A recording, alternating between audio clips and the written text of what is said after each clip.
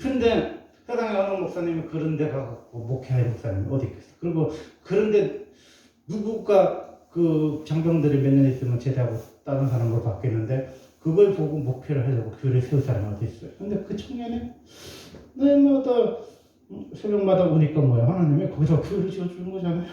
그리고 그러기다 뭐야, 하나님 종을 보내주신 거잖아요. 그게 뭐야, 하나님의 위대한 뜻인 거죠. 여러분이요, 도시에 살면서 여기도 십자가고 저기도 십자가니까 뭐 우리 교회가 뭐 치킨집보다 그 편의점보다 더 많다고 하니까 여러분 교회의 기함을 모르지. 여러분 오지나 섬 같은 데 가보세요. 풍랑이 오고 바람이 일면 큰 읍내에 배를 타고 나가지 않으면 교회를 못 가는 할머니들 얼마나 많지 않습니까? 그 할머니 몇 분이 모여서 서로 예배를 드리면서 이곳에도 교회를 세워주세요. 하나님 이곳에도 목사님 보내주세요. 눈물을 흘리며 몇십 년째 그런 섬이 얼마나 많지 아십니까? 그거 생각해보면요, 교회가 있는 곳에서 내가 산다는 게 얼마나 은혜요. 우리나라 하나님께서 은혜를 부어주셔갖고 막 목사님들이 오수 막 치수 막 무슨 사법고시도 아니고 이런데 치수하는 제 동기도 있었는데 이렇게 목사가 되는 사람이 없잖아요. 한국에 축복받은 곳인데 유럽처럼 아무도 목사님이 되는 사람이 없어요. 전도사님이. 그래갖고 교회가 할머니 할아버지들밖에 없었고 목사님은 못 구해가지고 오늘은 김집사님 인도하세요, 다음 주는 이장로님 인도하세요, 이런 교회를 여러분 다닌다고 생각해봐요. 여러분 삶이 얼마나 공부하겠어요. 왜냐면 여러분이 극동방송 주파수를 맞춰놓고 설교를 듣고 있다든지 뭐 지금이야 비대면 시대라서 그렇긴 하지만 그 인터넷에서 목사님이 계시지 않아서 설교를 틀어놓고 그 설교를 듣고 울고 있다고 생각하면 여러분이 얼마나 마음이 아프겠어요. 그렇게 생각해보면요, 우리가 하나님의 말씀을 마음에 들 수 있는 그런 만민의 기도하는 아버지 집이 있다는 게 뭐예요? 축복.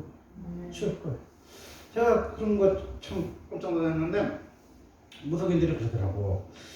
신당에서는 안 산다 그러더라고. 그 사람들도 출근한다 그러더라고요. 여러분, 교회는 뭐 하는 겁니까? 만민이 기도하는 집이에요. 이곳은요, 하나님이 계시는 전이란 말이에요. 이거는요, 하나님을 예배해서 구별된 장소예요. 이게 여러분 가정집입니까?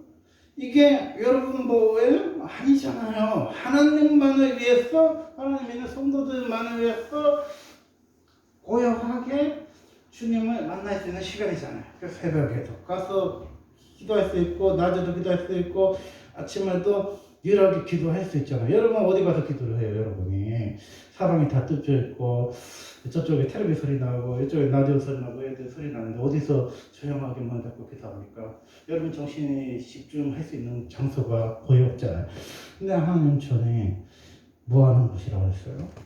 예배하는 곳이라 주님 말씀하시기보다도 기도하는 곳이라고 했잖아요. 그렇게 하나님을 만날 수 있는 그런 그거에 대한 장소가 있다는 게 얼마나 큰 축복이냐는 거예요. 세워주는 뭐냐? 하나님께서 우리의 마음에 뭐야? 눈을 열어주신다는 거예요. 119편 18절에 보니까 내 눈을 열어서 주의 예쁘게 노래한 것을 보게 하소서. 아멘. 이렇게 애바다가 뭐 해요? 덩어리 땐 입이 풀리고 귀가 열리는 거예요. 그게 여러분 위에 있잖아요. 이 덩어리, 말 못하는 사람, 이런 사람 특징이 뭐예요? 말은 할 수 있는데 듣지를 못해서 말 못하는 사람 있잖아요. 그래서 요새 보청기가 개발돼서 보청기를 끼웠더니 알아들어서 말이 통하잖아요. 이게 무슨 얘기냐면요, 귀가 열려야 입이 열리는 거예요. 근데 여러분 기도를 왜 못하냐? 기가 막힌 거예요. 기가 막혀가지고 하나님의 음성을 못 듣는 거예요. 그러니까 기도만 하려고 하면 잠이 오고 예배만 드리려면 졸리고 힘이 드는 거예요. 여러분이 있잖아요. 어디에 물 만난 생선처럼 뛰느냐를 보면 여러분 신앙이 할 수가 있어요. 여러분이요, 노는 데만 눈이 반짝반짝 하고요, 막 신나는 사람 있어. 그건 뭐야? 세상 눈이 열리는 거지. 한마디로 말해서. 여기는 물이 안 좋습니다. 세상 사람들도 그러잖아요. 그게 뭔 소리예요? 노는데 눈이 띄었다는 거예요. 그런 사람이 있는데 갖다 놔보세요. 얼마나 짜증이 나고 얼마나 피곤하고 얼마나 진이 빠지겠어요. 왜? 하나님의 음성을 들을 수 있는 귀가 있어요? 없어요? 귀가 없어요. 하나님의 음성을 들을 수 있는 마음이 있어요? 없어요? 없어요. 하나님의 말씀을 반응할 수 있는 입이 있어요? 있어요? 없어요? 없죠. 하나님의 말씀을 들을 수 있는 눈이 있어요? 없어요? 없어요. 그래서 하나님이 인간에게 주신 만국 공통어가 뭐냐? 바디 랭귀지라는 거예요. 여러분, 사람이 있잖아요. 얼마나 하나님이 정교하게 잘 만들어놨냐면, 여러분이 이제 시집에 가서 시댁을 가져가면요, 안 아프던 배가 살살 아프다다. 그러면 옆에 사람이 보면 꾀병이라고 하잖아요. 꾀병 아니에요. 시어머니만 보려면요, 배가 아픈 사람이 있어, 진짜로. 그래서 명제 중궁 중에요, 응급실 가는 사람도 실제로 있어요. 여러분이 복이 거꾸로 는 사람만 만나도요, 배가 요동을 쳐서 가민성의 유장염이라 그러는 건데, 막 설사하고 막 식은땀이 나고 열이 오르락내리락 하는 사람 참 많아요. 이게 뭐냐? 인간은 반응의 동물이란 말이에요. 생각만 해도 말을 듣지 않고 생각만 하고 상상만 해도 그게 펼쳐진단 말이에요. 여러분이 너무 좋아하는 사람, 행복한 사람을 만나면 동지선 따위 꽃보듯이 여러분이 막 방긋방긋 웃으면서 너무 행복해하는 몸에 엔도르핀이 돋지만, 여러분이 거꾸로 보는 힘든 사람을 만나면 너무 기분이 안 좋고 막 그냥 떨리고 막 목소리도 떨리고 막 감기 걸린 것처럼 오한도 오고 막 힘들고 막 그런 거. 그래서 사실 김장하다가 병이 난 사람들은 김장이 힘들어서 병이 나는 게 아니라 감개성이 힘들어서 병 나는 사람이 많은 거죠. 애미야, 이번에 김장하니까 내려와라. 그럼 여러분 왜 병이 났겠어? 꼭 가서 김장 몇 포기 뭐 시어머니가 다 만들어 놓은 거 여러분이 가서 앉아 있어서 병 났습니까? 아니에요. 마음이 힘들어서 병이 난 거예요, 사실은. 그런데 교회에 왔는데 여러분이 은혜를 받으러 왔습니까? 힘이 들어왔어요. 머리가 아픈 거야. 막 교회만 오면 두통이 막 심해. 그리고 막 설사가 나. 그리고 힘들어. 이건 뭐예요? 주님께 반응하지 못하는 인생이죠. 여러분이요, 교회는요, 친정 엄마처럼 여러분 마음 편해야 돼. 마음이 즐거워야 돼. 행복해야 돼. 그게 뭐예요? 영혼의 눌림이 벗겨지는 순간인 거죠. 요즘 말씀하면은 119편 28절에 보니까 나의 영혼이 눌림으로 말미암아 녹사오니 주의 말씀대로 나를 세우소서. 아멘. 주님이 어떤 분이세요? 눌림에서 건져주시는 분이라는 거죠. 예수님, 내 마음에 눌립니다. 이 눌림에서 벗어나게 해주십시오. 그럼 주님이요, 뭐요? 여러분이 권해요. 그러면 여러분에게 뭐의 보이스가 됩니까? 사메라, 사메라. 뚜렵다고 청한 목소리가 들립니다. 그러면 여러분 뭐예요? 저 부르셨습니까? 나한테 찾아가자.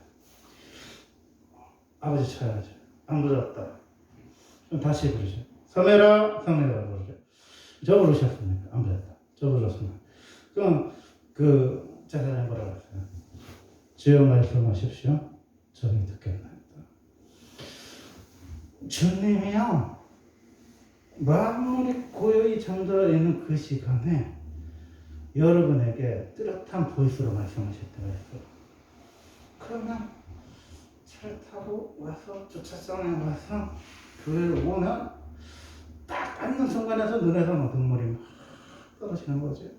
그러면 찬송 보면 천부여지어 인내하신 곳에 주요, 그냥 아무도 없는데 찬송을 부르는데 막 눈에서 막 눈물 떨어져요. 여러분이 그런 달콤한 경험을 해본 적이 있냐는 거예요. 그냥 무슨 기도가 있으니까 오고 구역 예배가 있으니까 오고 소그룹이 있으면 오고 그런 수준 말고, 주님이 부르셔서 주의 말씀에 반응해서 주여 말씀하십시오. 종이 듣겠나이다. 그런 고백이냐는 거죠. 주님이 얼마나 사랑하는 사람들을 잠을 안 재우시는 분인지 아십니까? 주님은 주무시지도 않고 졸지도 않는 분이라서 심심해서 그런지 어떤 분은 2시에도 부르고 어떤 분은 3시에도 부르잖아요. 그래서 성령이 너무 충만하면 피곤하다는 말이 있을 정도로 진짜 그렇게 영이 깨어있는 분이 있어요. 하루에 1-2시간 자고 사는 분이 있어요. 그러면 주님 심심하면 부르는 거지. 그럼 와서 주님하고 몇 시간을 이야기하는 거예요. 여러분, 그게 뭐예요? 신앙생활을 하는 거예요. 그게 신앙생활이에요. 여러분 있잖아요.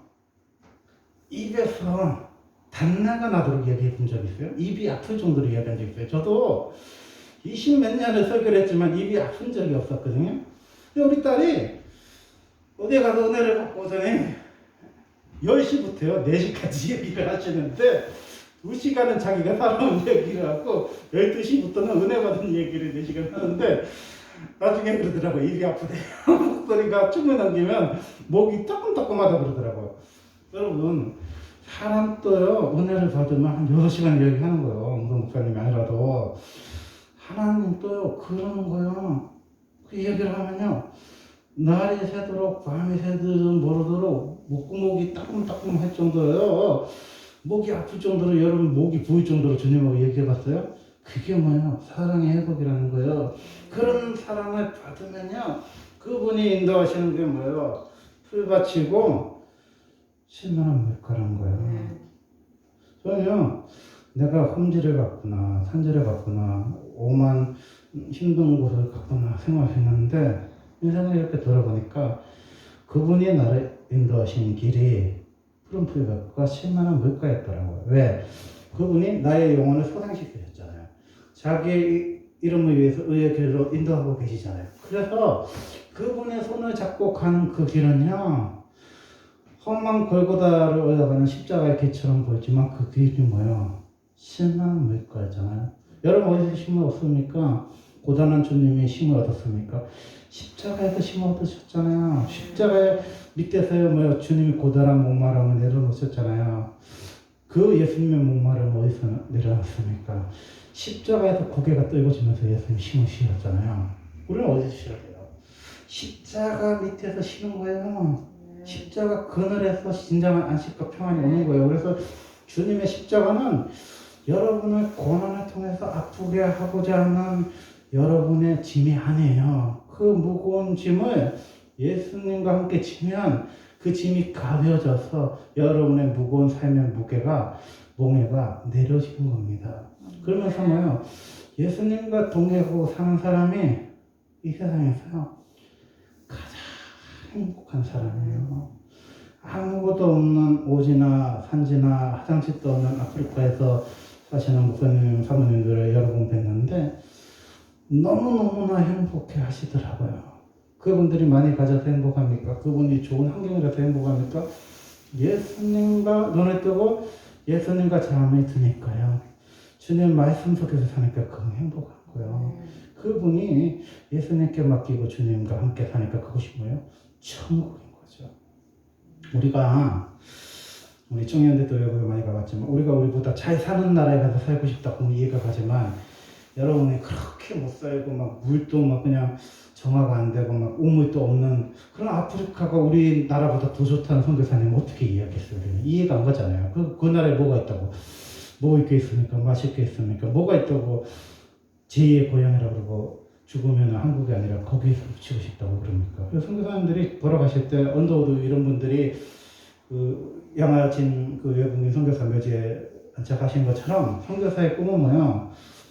자기 고국에 묻어다니는 선교사님 아무도 없어요. 그 나라에 묻히는 게 최고의 행복이에요. 우리나라 선교사님 어디 묻혔는지 아십니까? 아프리카에 묻혀있어요 지금도. 어떤 분은 배만대 물려서 돌아가신 분 있고 어떤 분은 베라리아에 돌아가신 모기한테 돌아가신 분, 열병에서 돌아가신 분이 있는데 그분들이 어디다가 묻습니까? 내가 죽으면 꼭 그게 우리 엄마 옆에 묻어줘. 그런 선교사 한 명도 없어요. 거기에 묻힙니다. 왜? 그것이요 나의 조국 대한민국보다 더 좋은 거예요. 내가 꿈에도 소원이 뭐야? 내가 선교지에서 살다가 그곳에서 묻히는 게요 선교사의 꿈입니다. 그게 지금도 행복인 거예요. 그거 마찬가지로 우리의 삶의 최고의 기쁨은 뭐예요? 주님이시라는 거예요. 그분이 내 소원을 들어줘서 주님이 아니고 그분이 내 소원을 안 들어줘서 주님이 아니고 그거 상관없이 그분이시면 되는 거예요. 그분은 가장 선하시고 좋으신 분이잖아요. 그분이 소원을 들어줬다는 게 그게 선한 거고 안 들어줬다는 거고요. 그보다 더 좋은 뜻이 있기 때문에 주님이 이라고 하잖아요. 애기들이 말을 못할 때 엄마가 뭐합니까? 지지 그러잖아요. 애기들이 단어를 짧게 이해한다고 2단어 정도밖에 몰라요. 근데 그때 설명을 장황해봤자 이거 먹으면 똥이야. 그래도 애들이 못 알아들으니까 엄마가 고개를 세졌는데 지지지지 그러잖아요.